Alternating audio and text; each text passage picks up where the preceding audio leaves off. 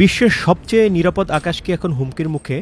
যাকে ভাবা হতো দুর্ভেদ্য এক দুর্গ, সেই ইসরায়েলি আকাশ প্রতিরক্ষা ব্যবস্থায় কি ফাটল ধরেছে? গত ২১ মার্চ ডিমোনা এবং আরাদ শহরে ইরানের ব্যালিস্টিক ক্ষেপণাস্ত্রের আঘাত কেবল ঘর বাড়িয়ে চুরমার করেনি, ভেঙে দিয়েছে ইসরায়েলি ডিফেন্স ফোর্সের অজেয় হওয়ার দম্ভকেও। কেন কাজ করল না কোটি কোটি ডলারের ইন্টারসেপ্টরগুলো? এটি কি প্রযুক্তিগত ব্যর্থতা, নাকি ফুরিয়ে আসছে ক্ষেপণাস্ত্রের মজুদ? ওয়াশিংটন পোস্টের এক বিশেষ প্রতিবেদনে উঠে এসেছে চাঞ্চল্যকর কিছু তথ্য।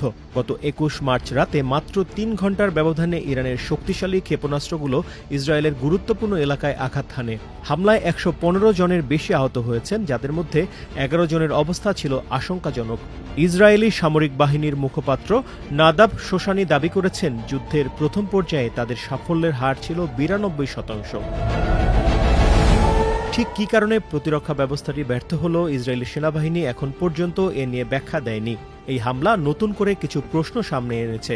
ইসরায়েলের কাছে পর্যাপ্ত ইন্টারসেপ্টর ক্ষেপণাস্ত্রের ঘাটতি দেখা দিয়েছে কিনা তা নিয়েও প্রশ্ন উঠেছে। সেই সঙ্গে দীর্ঘমেয়াদী যুদ্ধের আশঙ্কায় গুরুত্বপূর্ণ স্থাপনাগুলো রক্ষায় সেনাবাহিনী ব্যয়বহুল ক্ষেপণাস্ত্রগুলো সাশ্রয় বা সংরক্ষণ করছে কিনা তা নিয়েও উদ্বেগ তৈরি হয়েছে। স্পর্শকাতর পারমাণবিক স্থাপনা থাকায় ডিমোনা শহরটি গুরুত্বপূর্ণ লক্ষ্যবস্তুগুলোর একটি।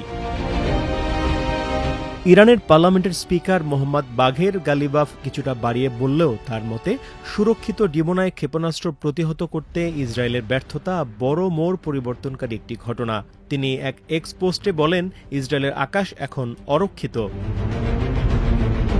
ইসরায়েলের জ্যেষ্ঠ নিরাপত্তা কর্মকর্তারা বলছেন, ইরানের ক্রমবর্ধমান ক্ষেপণাস্ত্র মজুদ ইসরায়েলি প্রতিরক্ষা ব্যবস্থাকে ধ্বংস করতে পারে। এমন উদ্বেগ থেকেই মূলত ইরানের উপর নতুন করে হামলার শুরুর সিদ্ধান্ত নেওয়া হয়েছে। কর্মকর্তাদের তথ্য অনুযায়ী গত জুনে ১২ দিনের সংঘাতের সময় ইরানের ক্ষেপণাস্ত্রের মজুদ উল্লেখযোগ্যভাবে কমে গিয়েছিল। ইসরায়েলি বাহিনীর হামলায় ইরানের ক্ষেপণাস্ত্র ব্যাটারি ও লঞ্চার ক্ষতিগ্রস্ত হওয়ায় তাদের মজুদের পরিমাণ ৩,০০০ থেকে কমে ১,৫০০-র নিচে নেমে আসে। ইসরায়েলের একজন সাবেক জ্যেষ্ঠ নিরাপত্তা কর্মকর্তা নাম প্রকাশ না করার শর্তে বলেন, তাদের প্রতিরক্ষা ব্যবস্থার পক্ষে ৩,০০০ থেকে ৫,০০০ ক্ষেপণাস্ত্রের আঘাত সহ্য করা সম্ভব নয়। তিনি আশঙ্কা প্রকাশ করেন, ১ বছরের মধ্যেই ইরান এই সংখ্যা ছাড়িয়ে যেতে পারে। ইসরায়েলি কর্মকর্তারা অবশ্য দাবি করছেন, তাদের আকাশ প্রতিরক্ষা ব্যবস্থা প্রত্যাশা অনুযায়ী কাজ করছে। তবে আইডিএফ এর কর্মকর্তারা স্বীকার করেছেন, কোনো ব্যবস্থাই আসলে শতভাগ কার্যকর নয়। আইডিএফ এর মুখপাত্র বলেন, যুদ্ধের প্রথম ২৩ দিনে ক্ষেপণাস্ত্র প্রতিহত করার ক্ষেত্রে সাফল্যের হার ছিল ৯২%।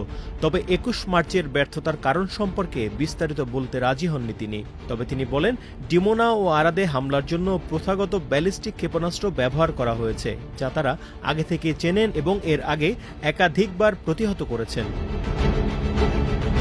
ইসরায়েলের আকাশ প্রতিরক্ষা ব্যবস্থাকে বিশ্বের অন্যতম সেরা মনে করা হয়, যা বিভিন্ন দিক থেকে আসা হামলা মোকাবিলা করতে সক্ষম। এর প্রতিটি স্তর আলাদা ধরনের হুমকি মোকাবিলায় বিশেষভাবে তৈরি। ইসরায়েলি বিমান ও ক্ষেপণাস্ত্র প্রতিরক্ষা বাহিনীর সাবেক কমান্ডার রান কোচাভ দ্য ওয়াশিংটন পোস্টকে বলেন, হামলা প্রতিহত করতে না পারার পেছনে বেশ কিছু কারণ থাকতে পারে। রান কোচাভ বলেন, এর অন্যতম কারণ হল ইসরায়েলি কমান্ডারদের একটি সুনির্দিষ্ট নীতি মেনে চলতে হয়। অ্যারো, থার্ড ও আয়রন ডোমের মতো ব্যবস্থাগুলোর মধ্যে থেকে সঠিকটি বেছে নেওয়ার ক্ষেত্রে একটি কৌশলগত লক্ষ্য থাকে। সেটি হলো একটি সাধারণ রকেট ধ্বংস করতে গিয়ে যেন দামি ক্ষেপণাস্ত্রের অপচয় না হয়, কিংবা যা অন্য কোনো ছোট ব্যবস্থা দিয়ে ঠেকানো সম্ভব সেটির পেছনে যেন দামি ইন্টারসেপ্টর নষ্ট না হয়। এটি অত্যন্ত আধুনিক ও জটিল একটি ব্যবস্থা, তবে এটি পুরোপুরি নিশ্ছিদ্র নয়। ক্ষেপণাস্ত্রের মজুদ ফুরিয়ে যাওয়াও একটি বড় কারণ হতে পারে। বিশেষজ্ঞদের মতে, একটি অ্যারো ক্ষেপণাস্ত্রের দাম প্রায় $৩০ লাখ, ডেভিড স্লিং ইন্টারসেপ্টরের প্রতিটির দাম প্রায় $৭ লাখ এবং আয়রন ডোমের এক একটির ইন্টারসেপ্টরের খরচ পড়ে $৫০ থেকে $৭০,০০০। অন্যদিকে একটি থার্ড ইন্টারসেপ্টরের দাম প্রায় $১,৫০,০০,০০০। বিপরীতে ইরানের ছোড়া একটি ড্রোন বা সাধারণ রকেটের দাম মাত্র কয়েক হাজার ডলার। ওয়াশিংটন পোস্টের মতে, ইরান এখন স্যাচুরেশন অ্যাটাক বা একসঙ্গে হাজার হাজার ক্ষেপণাস্ত্র ছোড়ার কৌশল নিচ্ছে। একজন জ্যেষ্ঠ নিরাপত্তা কর্মকর্তা বলেন, ৩ থেকে ৫,০০০ ক্ষেপণাস্ত্রের একযোগে আঘাত সহ্য করার ক্ষমতা ইসরায়েলের বর্তমান প্রতিরক্ষা ব্যবস্থা নেই। ডিমোনা শহরের মতো স্পর্শকাতর স্থানে যেখানে পারমাণবিক স্থাপনা রয়েছে সেখানে ক্ষেপণাস্ত্র প্রবেশ করার মানেই হলো নিরাপত্তার চরম ঝুঁকি। বিশেষজ্ঞরা মনে করছেন ইরান সম্ভবত ইসরায়েলের ইন্টারসেপ্টর মজুদ ফুরিয়ে দেওয়ার পরিকল্পনা করছে। প্রযুক্তি বনাম রণকৌশলের এই যুদ্ধে শেষ পর্যন্ত কে টিকে থাকবে? ইরান কি তবে ইসরায়েলের প্রতিরক্ষা দেয়ালের দুর্বলতা খুঁজে পেয়েছে?